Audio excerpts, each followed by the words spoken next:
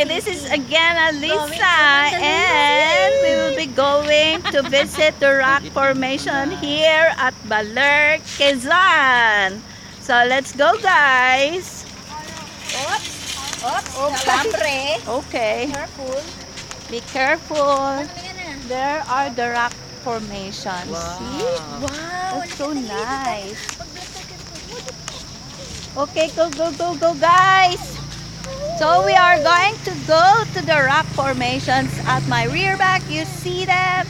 My son, my nephew, and my sister, and of course my niece.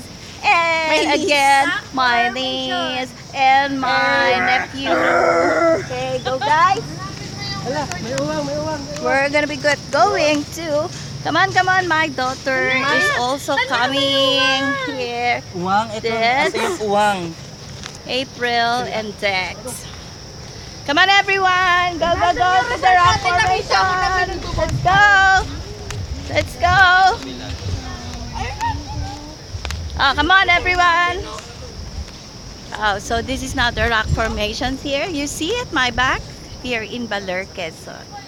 And it's also one of the attractions that has been visited by tourists, local and foreign tourists.